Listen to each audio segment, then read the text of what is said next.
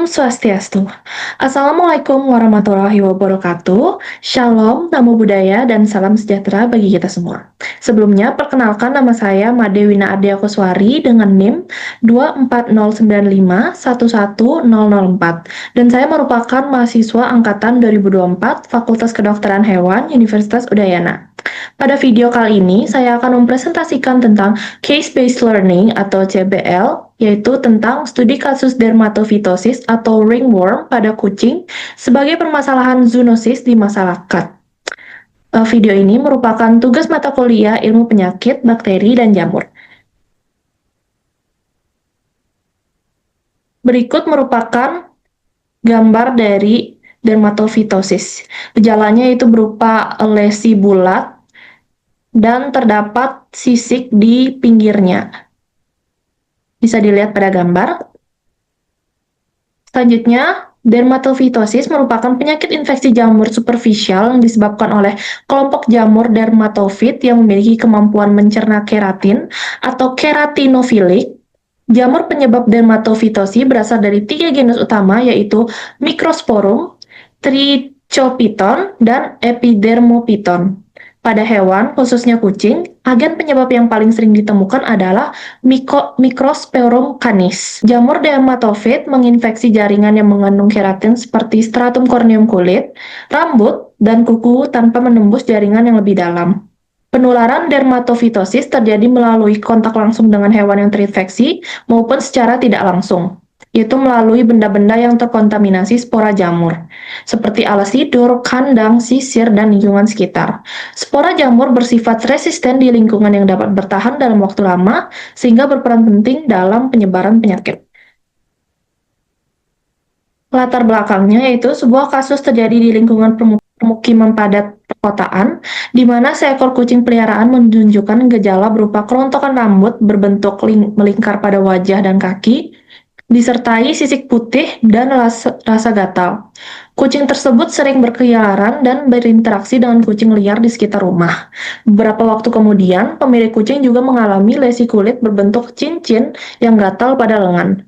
Hal ini menimbulkan kekhawatiran masyarakat karena penyakit yang diderita hewan peliharaan ternyata dapat menular ke manusia.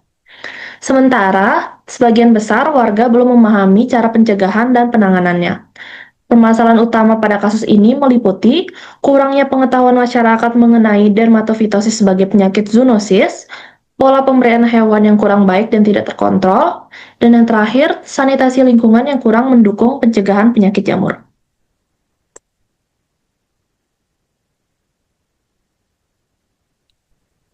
Faktor penyebabnya yaitu dari faktor hewan sendiri, yaitu umur kucing yang relatif muda, sehingga sistem imun belum berkembang optimal.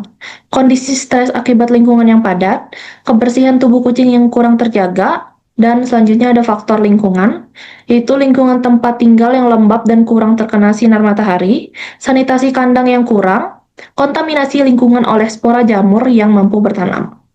Selanjutnya ada faktor manajemen dan pemeliharaan. Kucing yang dipelihara secara bebas tanpa kontrol pergerakan, tidak adanya pemeriksaan kesehatan rutin, kontak langsung dengan kucing liar yang berpotensi sebagai carrier.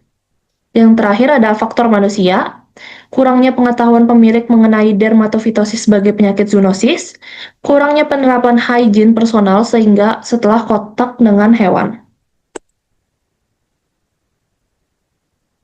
Selanjutnya, pemeriksaan klinis. Pemeriksaan klinis meliputi anamnesis, pemeriksaan fisik, dan pemeriksaan penunjang. Berdasarkan anamnesis, kucing sering berkeliaran dan berinteraksi dengan kucing liar, sehingga tidak mendapatkan perawatan dan perawatan kesehatan rutin. Pada pemeriksaan fisik ditemukan alopecia berbentuk sirkuler, sisik putih keabu-abuan, rambut rapuh, dan eritrema ringan pada area lesi. Pruritus ditemukan ringan hingga sedang. Pemeriksaan penunjang menunjukkan hasil positif terhadap dermatofitosis ditandai dengan fluoresensi hijau kekuningan. Pada pemeriksaan Woods Lamb ditemukannya hifa bersekat dan arthrospora pada pemeriksaan mikroskopis KHA 10%, sehingga pertumbuhan koloni khas Microsporum canis pada kultur Sabouraud dextrose agar.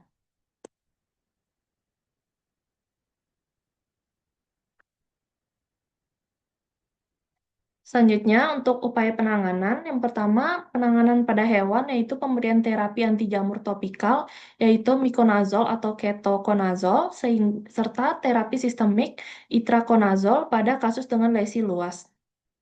Rambut di sekitar lesi dicukur dan kucing diisolasi sementara. Selanjutnya ada pengendalian lingkungan, yaitu dengan cara pembersihan dan disinfeksi kandang, alas tidur, peralatan makan, serta area yang sering kontak dengan kucing untuk mengurangi kontaminasi jamur. Selanjutnya ada penanganan pada manusia, yaitu pemilik yang menunjukkan gejala dermatofitosi dirujuk ke tenaga medis untuk mendapatkan terapi anti jamur yang sesuai. Dan yang terakhir ada edukasi dan pencegahan. Pemberian edukasi kepada pemilik dan masyarakat mengenai kebersihan diri, pemeliharaan hewan yang baik, pemeriksaan kesehatan rutin, dan kewaspadaan terhadap penyakit zoonosis. Selanjutnya ada kesimpulan. Dermatofitosis merupakan penyakit jamur yang sering terjadi pada kucing dan memiliki potensi penularan ke manusia atau zoonosis. Kasus ini mencerminkan permasalahan nyata di masyarakat yang berkaitan dengan kurangnya pengetahuan, sanitasi lingkungan, dan pola pemeliharaan hewan yang tidak optimal. Penanganan yang tepat pada hewan, manusia, serta lingkungan sangat diperlukan untuk memutus rantai penularan penyakit. Sarannya yaitu masyarakat diharapkan lebih memperhatikan kesehatan dan kebersihan hewan peliharaan. Yang kedua, pemeriksaan kesehatan hewan secara rutin perlu dilakukan untuk mendeteksi penyakit sejak dini. Yang ketiga, edukasi mengenai penyakit zoonosis perlu ditingkatkan, terutama di lingkungan pemukiman padat. Dan yang terakhir, pengendalian populasi dan kesehatan kucing liar perlu mendapatkan perhatian untuk mencegah penyebaran dermatofitosis.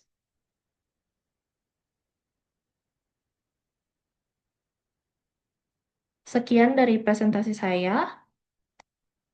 Mohon maaf bila ada salah kata. Terima kasih.